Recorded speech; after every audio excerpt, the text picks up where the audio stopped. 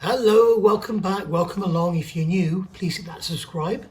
Here we are now with video 32 on Nigel's Fiat 131 channel.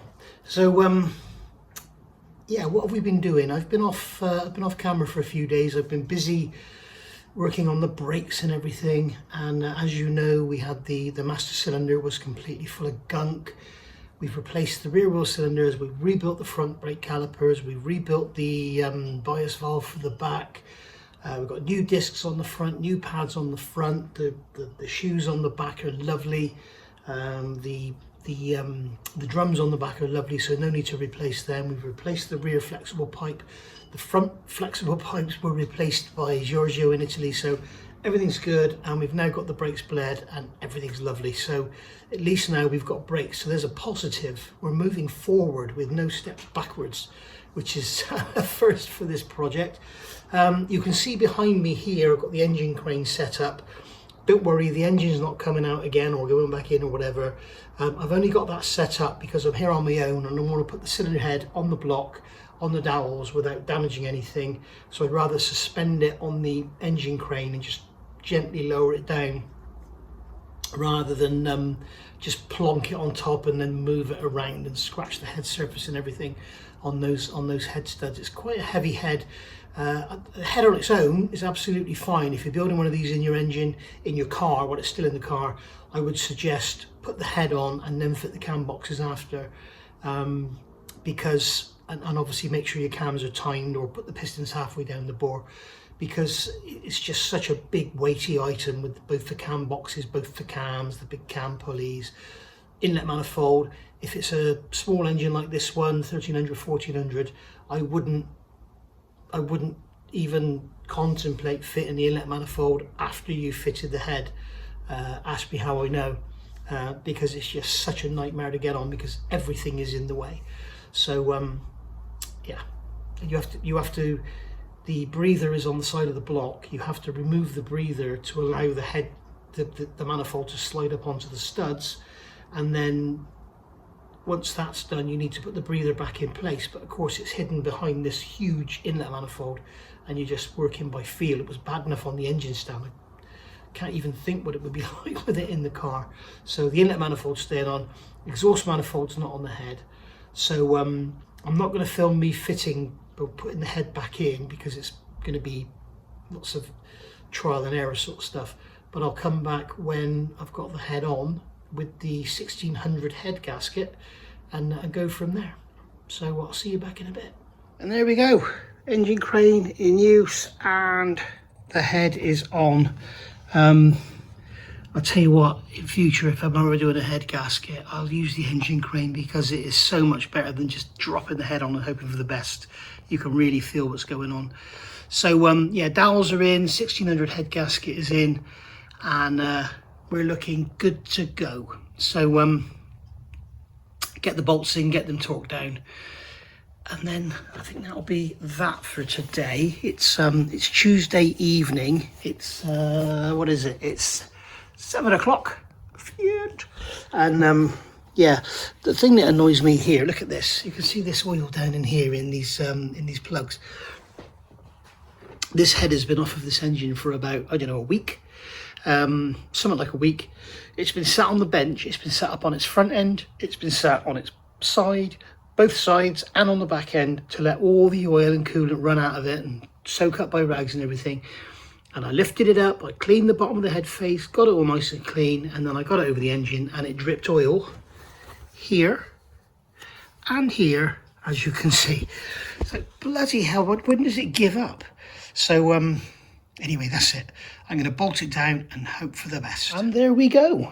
The head is on, the belt is on, the plugs are in, the distributor cap's on, and the heater hose there is on, and we've also got the temperature gauge sensor connected up there, so we're good to go. So what I think I'm going to do tomorrow, it's getting on now, I'm going to get all these water pipes connected and get some, I was thinking what I wanted to do was fill it up with coolant and keep an eye here, over here, to see if we get any weepage again.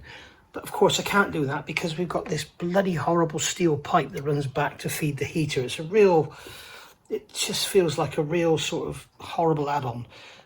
So I've got to put the exhaust manifold on because that pipe goes over this stud, and if I put that pipe on before I put the exhaust manifold on, I won't be able to get the pipe on. I'll have to take it off again and drain the water and all sorts of stuff. So basically I've got to put it all back together as it was, and then just keep a look, and we can keep an eye on this rear flange back here. I've put some Hylamar on these flanges here, so hopefully they'll be leak free now.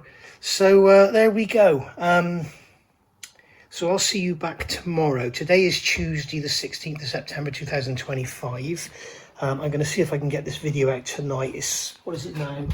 It's 8:05, 8:10, something like that. So I'll obviously leave the coil. I'll have this coil lead just suspended in midair. I want to turn the engine over, let it get some oil pressure up and get the fuel up and everything. The carb's obviously got to go back on. The dipstick's got to go back in. And that's pretty much it. I've got the coolant line here for the automatic choke.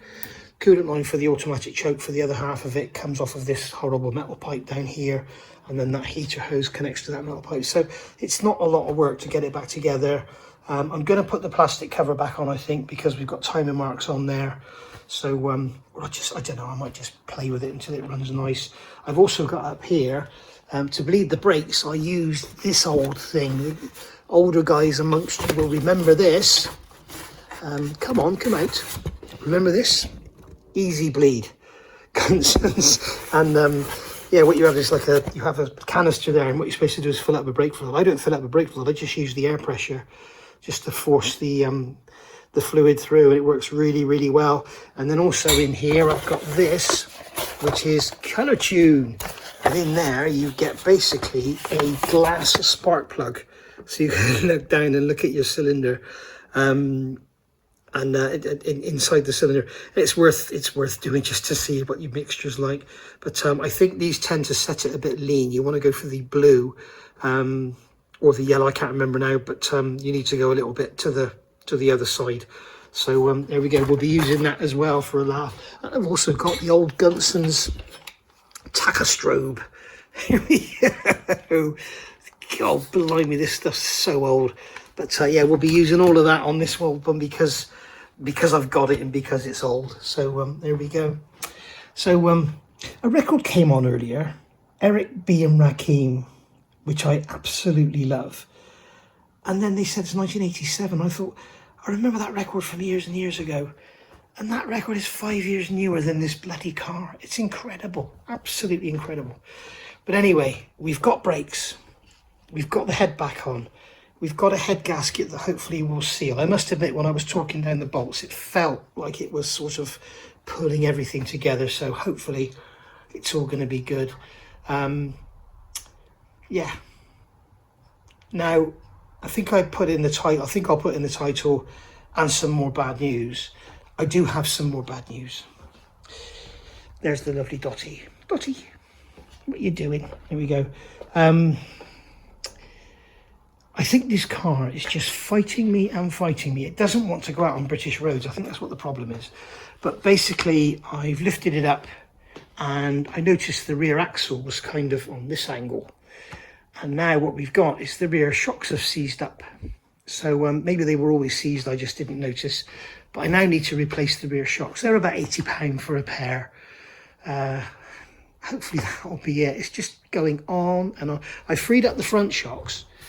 They're all flexing and everything great. As you know, I've got new top mounts, so that's all good. But the rear shocks are solid. I can lift the car up and I can hear like, and an hour later they've moved about 10 millimeters, and you leave them overnight and they come all the way down. But there's no way am I going to drive this car with lock shock absorbers, because it's going to be very, very prone to putting the back end out. Because basically what will happen is if I go around a corner and the car leans and compresses the shock absorber, then when I come out of the corner, that wheel will be very, very light and probably want to stay up in the air and slide out, and I'm not doing that. So I've looked in the manual. They suggest undoing everything and taking the axle out, basically. I'm going to see if I can compress the springs and get them out that way. But I'll probably cover that in a video, we shall see. But there we go. So I say once again, if any of you are watching this and you've got a 131 you're restoring, or you just got one that you want to keep on the road or whatever, if you want to buy any of these parts off me, in a couple of months' time, they're going to be for sale with like 150, 200 miles on. So you can grab yourself a bargain. So there we go. But yeah, she's back together. Oh dear, dear, dear. I'm beginning to hate this car. No, I don't mean that at all. And also tomorrow I've got a delivery coming from Rally Sport Developments. So I think I'll probably be doing a video on that, and you'll be very, very pleased with what you see. So see you all then. Bye for now, and thank you for watching.